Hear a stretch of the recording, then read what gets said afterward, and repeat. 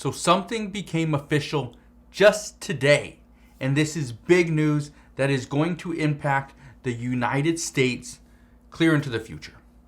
But here's what happened. Elon Musk has completed his purchase of Twitter today for $44 billion. This is big news in itself. However, the major news is what Elon Musk can do with Twitter moving forward. Now, before the purchase ever went through, Elon Musk stated that he would likely reverse permanent bans due to violations. Now, today that started. Elon Musk actually reversed the ban on Kanye West, but there's a bigger person or bigger people that he could actually look into reversing their bans. For example, the permanent lifetime ban of former President Donald Trump. Now, why is this so interesting? Why is this bigger than just a billionaire buying a new company? Because this is Elon Musk, who is very vocal. Also, he is taking over a company that is one of the bigger social media platforms. This is huge for Republicans. Now, here's what you need to know about this. Republicans have been very vocal on Twitter. When former President Donald Trump was tweeting, they were always just liking his tweets. They were, they'd go and retweet them. They'd share them across different platforms. And then we got into, posts that were classified as misinformation. Okay, this is something that many people just absolutely hated. That they'd tweet something or they'd post something on Facebook or even here on YouTube, and it would be classified as misinformation. But what is technically misinformation, right? That's part of the problem. Now, having Twitter now gives Republicans a larger voice. And when I say having Twitter, Republicans in general don't have Twitter. Elon Musk has Twitter. But according to multiple experts, Democrats have been worried that Elon Musk was going to use Twitter for his own personal gain. Now, let's talk about this. And one thing I can tell you is that in the past, Elon Musk has stated that he used to vote Democrat. But he recently said this, and I quote, "In the past, I voted Democrat because they were mostly the kindness party, but they have become the party of division and hate, so I can no longer support them and will vote Republican." Okay. So, not only does this acquisition mean Elon Musk has the ability to reinstate accounts, which, like I said, he already did with Kanye West, but this also provides the American people with more freedom of speech.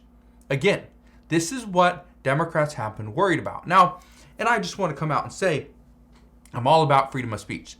Even in the comment section here on YouTube, you can bash me, whatever, right? Everybody has freedom of speech.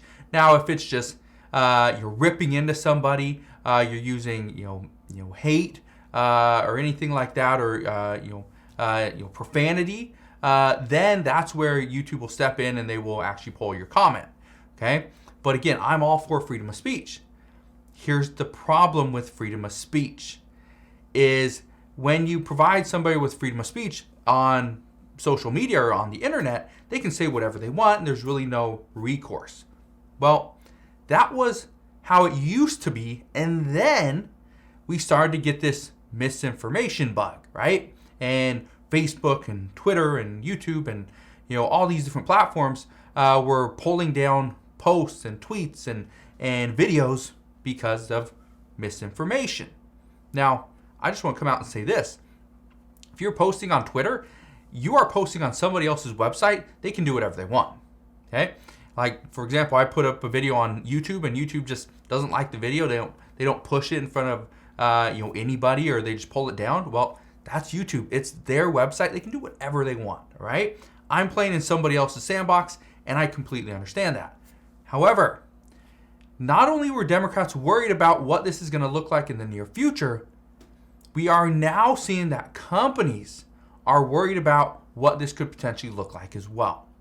For instance, just this afternoon, GM has temporarily suspended advertising on Twitter following Elon Musk's takeover.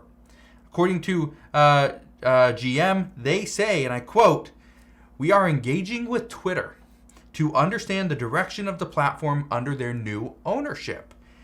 As is normal course of business with a significant change in a media platform, we have temporarily paused our paid advertising. Our customer care interactions on Twitter will continue." Now, here's what you need to understand about that. GM and Tesla, which Elon Musk is the CEO of, they are rivals. So for GM to put more money into the pocket of their rival CEO is something that they would rather not do. But again, Twitter is a huge platform. Is a great opportunity for them to advertise. But here's, again, what we know because of what Elon Musk has told us. There are major changes that will be coming in the near future. It's going to be interesting to see what these changes look like and how much they actually make a difference. But this is also what Democrats have been worried about, is if Elon Musk successfully acquires Twitter, which he did today for $44 billion, it's going to be different. Maybe this election will be different. We don't know. But guaranteed 2024 will be extremely different than from what 2022 is looking like.